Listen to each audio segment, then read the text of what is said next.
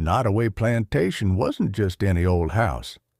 Built in 1859 by John Hampton Randolph, a sugar baron so rich he probably thought God was on his payroll, this wasn't a home. It was a 53,000 square foot flex of power. 64 rooms, grand ballrooms, imported marble, candelabras that probably cost more than most folks made in a year. But guess who built it? Enslaved black people, over 150 of them, forced to chop cypress wood, haul bricks, lay floors, all in the Louisiana heat. No pay, no freedom, no choices. And while Randolph's family danced in crystal-lit halls, our ancestors were in shacks, bruised, blistered, and bound. The place ran on sugarcane and blood. Whispers always clung to Nottoway like Spanish moss. Tour guides kept it light, talked about architecture and pretty dresses. But old-timers in the parish said you could hear moaning near the slave quarters. That at night, if you stood still long enough, you'd hear chains rattling or feel the air shift like someone unseen was watching. They don't put that in the brochures. Long before the 2025 fire, resistance simmered within Nottoway's grounds.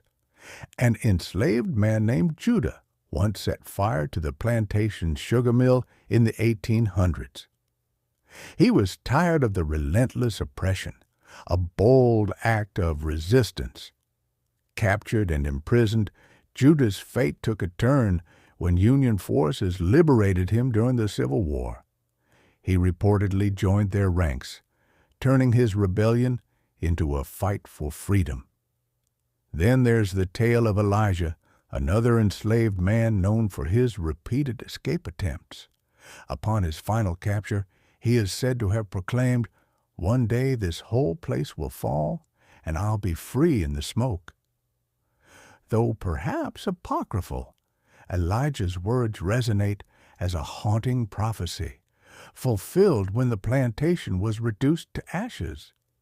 Another story tells of a woman who, during childbirth in the slave quarters, uttered a curse upon the plantation, vowing that its walls would one day crumble under the weight of the suffering they enclosed. Such stories, passed down through generations, reflect the deep scars and enduring hope of those who lived and died in bondage. Fast forward to modern times, Nottoway was bought, polished, and turned into a luxury resort. Weddings, brunch, spa days. Yes, you could sip mimosas on the same land where people were whipped for looking a white man in the eye. They called it preserving history. Others called it erasing pain with pastel tablecloths and jazz bands. But come May 15th, 2025, South Wing, afternoon, smoke. It started in a second-floor bedroom. Staff tried to stop it, but the fire, like truth, spread fast. Cypress wood burns hot and old. Within hours, the mansion was reduced to rubble and cinders. Firefighters tried, but it was too late. There was no sprinkler system.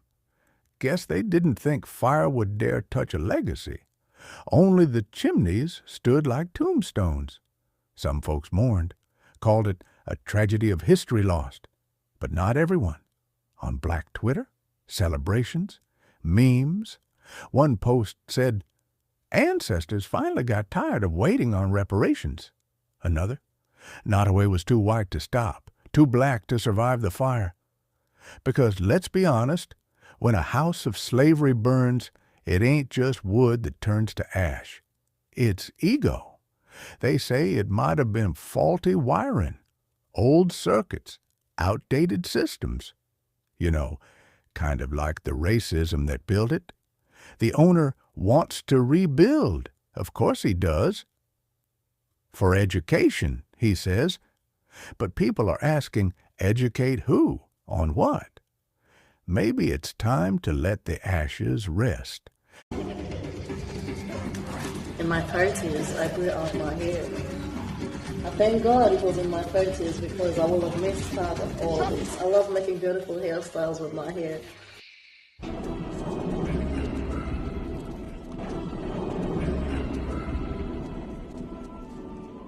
This smoothie is just everything. It was discovered accidentally because I intended to create a clarifying product for our hairs because we were using the batter and the works, and over time we developed overload of products. I set off again to create something, but what I didn't know was that I also created a growth booster. We are the first testers. We used it.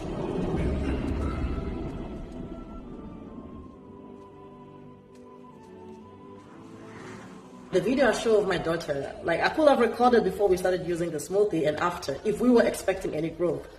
But we were just expecting that the hair, the residues always left on the hair will be cleansed off. But when the growth came, 5 months down the line, there was tremendous volume and growth. I was like, what is this? What was that? That's the smoothie. And the name became clarifying, conditioning, growth boosting hair smoothie. You see,